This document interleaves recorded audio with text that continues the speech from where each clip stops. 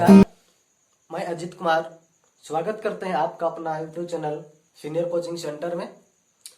आज आप लोग के लिए मैं लेकर आया हूं बायोलॉजी के अंतर्गत श्वसन, जो कि कल हम लोग क्लास में पढ़े थे, श्वसन के बारे में पढ़े थे। तो आज हम लोग उसके आगे पढ़ेंगे जंतुओं में श्वसन कैसे होता है।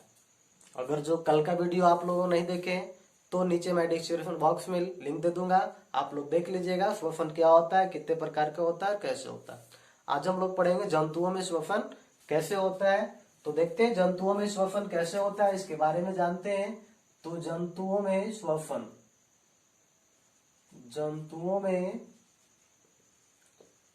श्वसन के बारे में आज हम लोग जानेंगे। जंतुओं में श्वसन कैसे होता है, कौन कौन से अंग होते हैं। तो जैसा कि आप सभी जानते हैं कि जंतु जो होते हैं वो कोशिका के आधार पर दो प्रकार के जीव होते हैं, एक कोशिकीय जीव होते हैं और बहुकोशिकीय होते हैं। जंतु एक कोशिकीय होते हैं और बहुकोशिकीय होते हैं। जंतु जो होते हैं एक कोशिकीय होते हैं, एक कोशिकीय जीव होते हैं और बहुकोशिकीय जीव होते हैं।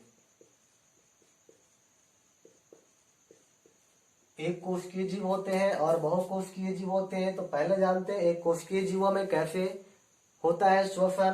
तो एक कोशिकीय जीवों में जो श्वसन की प्रक्रिया होती है वो कोशिका झिल्ली के माध्यम से विसरण प्रक्रिया द्वारा होता है। एक कोशिकीय जीवों में कोशिका झिल्ली के द्वारा विसरण प्रक्रिया द्वारा होता है। एक कोशिकीय जीवों में कैसे होता है, कोशिका झिल्ली के द्वारा, कोशिका झिल्ली से विसरण द्वारा, कोशिका झिल्ली से विसरण प्रक्रिया द्वारा होता है, विसरण प्रक्रिया द्वारा होता है। इसमें कांची में होता है, अमीबा में होता है, पैरामीशियम में होता है, पैरामीशियम में होता है इत्यादि। और भी जितने भी एक कोशिकीय जीव होते हैं सभी में जो है ऐसे पर जो श्वसन होता है वो विसरण प्रक्रिया द्वारा होता है कोशिका झिल्ली के माध्यम से। देखते हैं बहुकोशिकीय जीवों में कैसे होता है। तो चूंकि बहुकोशिकीय जीवों की संरचना जो होती है जटिल होती है, इसमें बहुत तरह के अंग होते हैं, तो सभी अंगों तक ऑक्सीजन पहुंचना चाहिए, गैसों का आदान प्रदान होना चाहिए। इसीलिए बहुकोशिकीय जीवों में जो होते हैं, उच्च श्रेणी के जंतुओं में जो होते हैं, एक इसमें गैसों का आदान प्रदान के लिए, श्वसन गैसों का आदान प्रदान के लिए एक विशेष अंग पाया जाता है जिसे श्वसन अंग कहा जाता है। तो श्वसन अंग होते हैं बहुकोशिकीय में, श्वसन अंग के माध्यम से होते हैं। तो कौन कौन सा श्वसन अंग होता है, तो जंतुओं में 3 प्रकार के श्वसन अंग पाया जाता है। पहला जो है श्वास नली, इसको ट्रैकिया भी कहा जाता है, यह ट्रैकिया जो है से ट्रैकिया के माध्यम से निम्न श्रेणी के जो जंतु होते हैं उसमें होता है, जैसे तिलचटा, ग्रासहॉपर, तिलचटा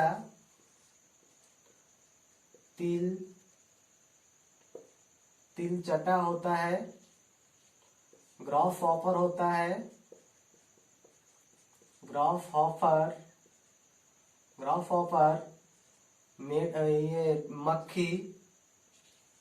मक्खी इत्यादि में जो है से श्वसन जो होता है श्वास नली के द्वारा होता है, ट्रैकिया के द्वारा होता है। और इसके विशेषता है कि श्वसन गैसों का इसमें आदान प्रदान सीधे ऊतक में होता है, रक्त के द्वारा नहीं होता है, क्योंकि इन सभी जीवों के रक्त में हीमोग्लोबिन नहीं पाया जाता है, जिसके कारण इसमें जो है से सीधे ऊतक के द्वारा जो है से गैसों का आदान प्रदान होता है।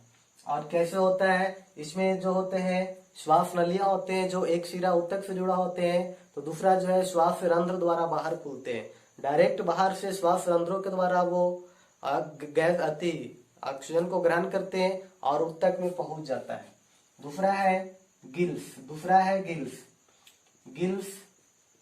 गिल्स एक विशेष प्रकार का अंग है जो जल में घुलित ऑक्सीजन का श्वसन के रूप में उपयोग करता है। गिल्स के माध्यम से जल में घुलित ऑक्सीजनों का प्रयोग श्वसन के लिए किया जाता है। तो यह प्रक्रिया जो होता है मछली में होता है। मछली में श्वसन क्रिया जो होता है, मछली में श्वसन की प्रक्रिया गिल्स के द्वारा होता है। मछली जो होते हैं जल में घुलित ऑक्सीजन का प्रयोग श्वसन के लिए करते हैं। जो जल में घुलित प्रक्रिया होता है उसी को, जो ऑक्सीजन होता है उसी का प्रयोग जो है श्वसन के रूप में करते हैं। मछलियों में गिल्स स्थित 2 गिल्स होता है। ये दोनों आंख के ठीक ऊपर होता है। दोनों आंख के ठीक ऊपर गिलकोफ्ट में स्थित होता है। 2 समूह में पाया जाता है। पार्श्व भाग में आंख के ठीक पीछे स्थित होता है। आंख के ठीक पीछे ऊपर की ओर स्थित होता है। 2 गिल्स होता है मछली में। तीसरा है फेफड़े। फेफड़े उच्च वर्ग के जो भी जंतु होते हैं उसमें श्वसन जो होता है फेफड़ा के द्वारा होता है। जैसे मनुष्य में श्वसन की प्रक्रिया फेफड़ा के द्वारा होता है। आगे हम देखते हैं कि मनुष्यों में श्वसन कैसे होता है और कौन कौन सी प्रक्रिया द्वारा होता है। तो अभी हम लोगों ने यहाँ पे देखें कि जंतुओं में श्वसन कैसे होता है। तो जंतु 2 प्रकार के होते हैं, एक कोशिकीय होता है और बहुकोशिकीय होता है। एक कोशिकीय जीवों में कोशिका झिल्ली से विचरण प्रक्रिया द्वारा श्वसन होता है, जैसे अमीबा, पैरामीशियम इत्यादि। बहुकोशिकीय जीवों में 3 प्रकार के श्वसन पाए जाते हैं, श्वासनली, ट्रैकिया, गिल्स, फेफड़ा। श्वासनली के द्वारा तिलचटा, ग्रासहॉपर, छोटे छोटे जीवों कीड़ों में इस तरह का श्वासनली के द्वारा श्वसन होता है। और जलीय जीवों में गिल्स के द्वारा श्वसन होता है, जैसे मछली। और फेफड़े द्वारा उच्च वर्ग के जो जीव होते हैं जैसे मनुष्य में होता है, फेफड़ा द्वारा श्वसन होता है। आगे हम देखते हैं मनुष्यों में श्वसन कैसे होता है। चलिए देखते हैं श्वसन मनुष्यों में श्वसन कैसे होता है। इससे पहले हम श्वसन तंत्र के बारे में जान लेते हैं। तो मनुष्य में श्वसन तंत्र जो होता है वह जो है सिर्फ एक अंग पाया जाता है। मनुष्यों में श्वसन के लिए विशेष अंग पाया जाता है जिसे श्वसन तंत्र कहते हैं। श्वसन तंत्र कहते हैं। श्वसन तंत्र के अंतर्गत निम्नलिखित भाग आते हैं। इसमें सबसे पहले आता है नासिका। नासिका जो होता है, जैसे कि नासिका देख रहे हैं, नासिका यह मुख्य गुहा के ऊपर स्थित होता है। मुख्य गुहा के ठीक ऊपर स्थित होता है। इसमें 2 छिद्र होते हैं। पहला जो है से छिद्र जो होता है से नासिका बेस्म में खुलता है। नासिका बेस्म में खुलता है।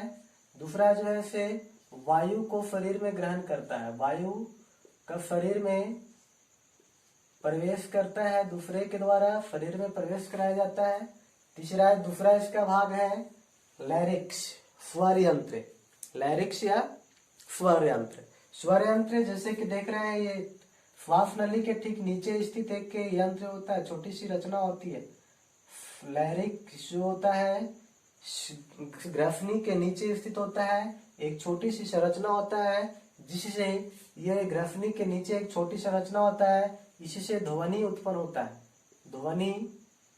ध्वनि जो है से उत्पन्न होता है। स्वर यंत्र के द्वारा ही ध्वनि है, जो हम लोग बोलते हैं उसका जो उत्पादन होता है, आवाज का जो उत्पादन होता है वो स्वर यंत्र से ही होता है। तो स्वर यंत्र के द्वारा ध्वनि का उत्पादन होता है। अगला भाग है श्वास नली। अगला भाग है श्वास नली, जिसको ट्रैकिया कहते हैं। तो जंतुओं में श्वास नली होता है, ट्रैकिया होता है। और मनुष्य में इसकी लंबाई जो है से 11 cm होता है, 11 सेंटीमीटर। ये भाग जो है से श्वास नली कहलाता है। ये पूरा भाग जो है से श्वास नली के अंतर्गत आता है। इसमें देख रहे हैं कि अपूर्ण बलय होता है, बेलना भाग होता है। ये पूरा गोलाकार यहाँ पे बलय होता है, बलयकार संरचना होता है, जो ये इसको जो है से मजबूती प्रदान करता है। श्वास नली को मजबूती, खड़ा रखने, मजबूती प्रदान करने का कार्य करता है। और जो है से ये एक दूसरे को फटने से, संकुचित होने से, सटने से बचाता है। एक दूसरे को संपर्क में आने से बचाता है श्वास नली। इसके द्वारा ही वायु जो है से आगे की ओर बढ़ता है, श्वास नली के द्वारा। अगला है फेफड़ा। मनुष्य में फेफड़ा जो है से वक्ष गुहा में स्थित होता है। फेफड़ा, ये हमारा फेफड़ा है, ये दोनों साइड में होता है फेफड़ा। ये फेफड़ा है जो वक्ष गुहा में स्थित होता है। ये हमारा हृदय यहाँ पे हृदय होता है और इसके दोनों साइड में जो है से फेफड़ा होता है। फेफड़ा जो है से वक्ष गुहा में स्थित होता है, वक्ष गुहा में स्थित होता है। ये फेफड़ा जो है से वक्ष गुहा में स्थित होता है। इसके जो संरचना होता है अस्पंजी होता है, अस्पंजी संरचना होता है। कैसा संरचना होता है इसका? अस्पंजी संरचना होता है।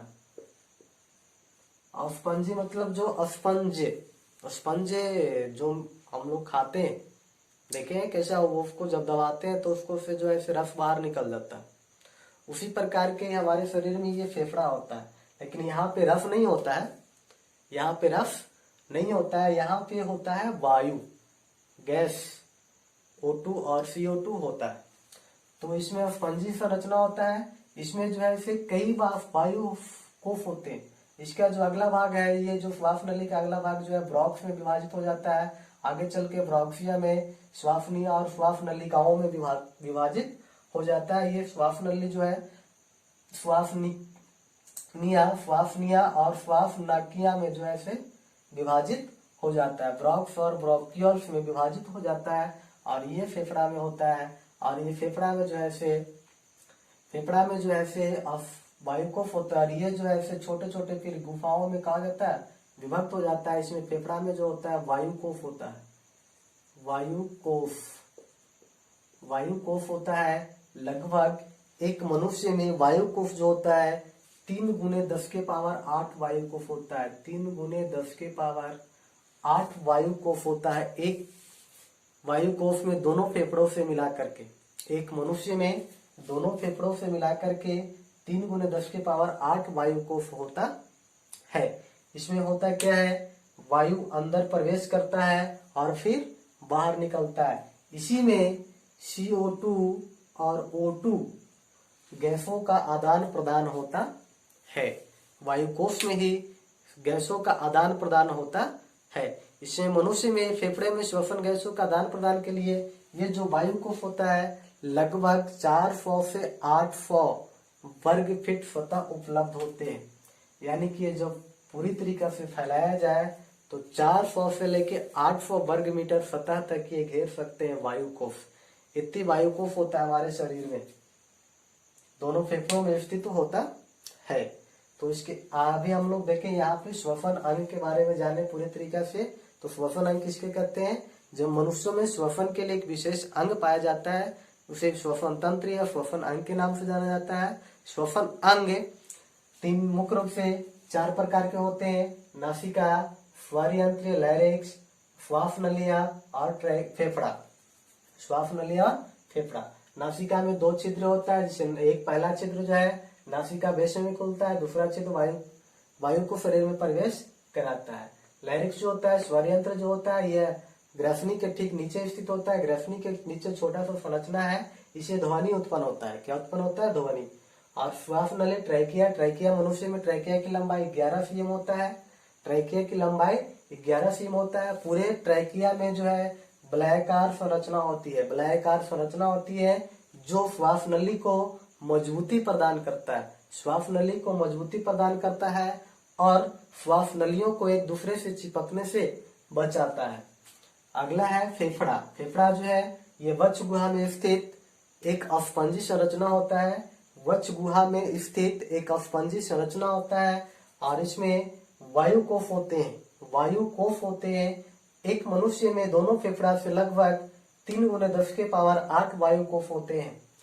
इसमें ही वायुकोश में ही कार्बन डाइऑक्साइड और ऑक्सीजन इत्यादि गैसों का आदान प्रदान होता है। आगे देखते हैं श्वसन क्रियाएं कैसे होती है, इसके बारे में देखते हैं। श्वसन क्रियाएं कैसे होती है इससे संबंधित हम जानेंगे। श्वसन की क्रियाएं, श्वसन की क्रियाएं कैसे होती है। तो मनुष्य में श्वसन क्रियाएं, मनुष्य में श्वसन क्रिया, तो मनुष्य में श्वसन क्रियाएं जो होते हैं 2 क्रियाओं का सम्मिलित रूप होता है, 2 क्रियाओं के द्वारा होता है। मनुष्य में श्वसन क्रियाएं 2 क्रियाओं के द्वारा होता है। पहला प्रश्वास, पहला प्रक्रिया जो है प्रश्वास कहलाता है। दूसरा प्रक्रिया, पहला प्रक्रिया जो है इसे प्रश्वास कहलाता है। दूसरा प्रक्रिया जो है इसे उच्छ्वास कहलाता है। उच्छ्वास कहलाता है। पहला प्रक्रिया प्रश्वास, दूसरा प्रक्रिया उच्छ्वास। प्रश्वास क्या होता है और उच्छ्वास क्या होता है? जब मनुष्य फेफड़े के द्वारा, मनुष्य नासिका से फेफड़े तक वायु पहुंचाता है, यानी कि जब मनुष्य में हवा नासिका के द्वारा फेफड़ा तक पहुंचता है और वहां से ऑक्सीजन फेफड़े की दीवार में रक्त कोशिकाओं के माध्यम से पूरे शरीर में फैल जाता है, तो इस प्रक्रिया को प्रश्वास कहते हैं। यानी कि हम कह सकते हैं जब हम सांस लेते हैं, हवा को ग्रहण करते हैं, वायु को, ऑक्सीजन को लेते हैं, तो इस प्रक्रिया को हम क्या कह सकते हैं? श्वासोच्छ्वास, वो प्रश्वास करते हैं। क्या कहते हैं? प्रश्वास। दूसरा है उच्छ्वास।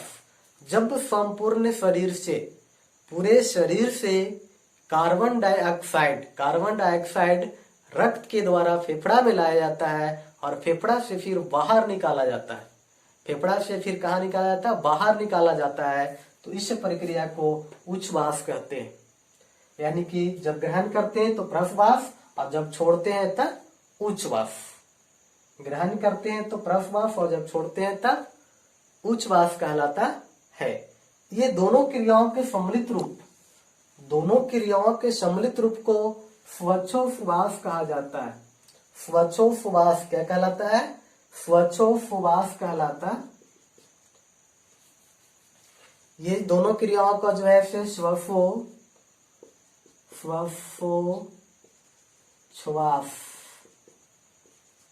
यानी कि प्रश्वास और उच्छ्वास के सम्मिलित रूप को श्वासोच्छ्वास कहा जाता है। प्रश्वास और उच्छ्वास के सम्मिलित रूप को श्वासोच्छ्वास कहा जाता है। अब देखते हैं हम लोग कि फेफड़े में ऑक्सीजन गैसों का आदान प्रदान कैसे होता है।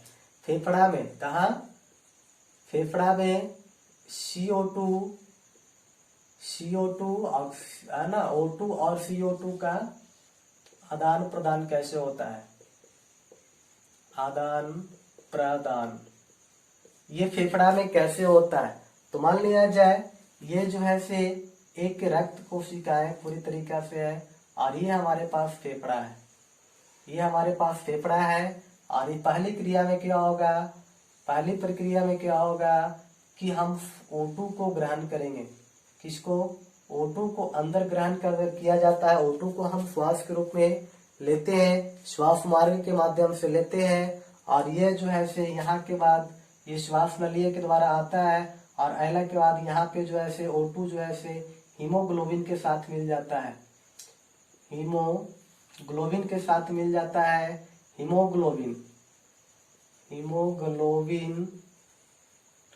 के साथ मिल जाता है और मिल करके ऑक्सी हीमोग्लोबिन बनाता है।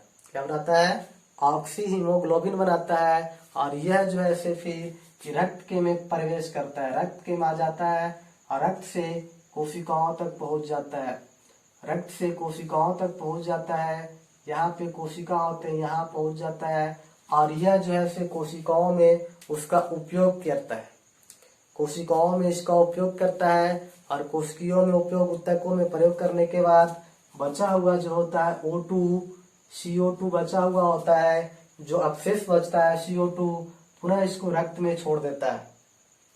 रक्त में छोड़ने के बाद पुनः इसी प्रक्रिया द्वारा होते हुए ये फिर से नासिका के माध्यम से बाहर निकल जाता है। CO2 नासिका के माध्यम से बाहर निकल जाता है। इस प्रकार जो है से गैसों, श्वसन गैसों का जो है से आदान प्रदान होता है फेफड़ा में।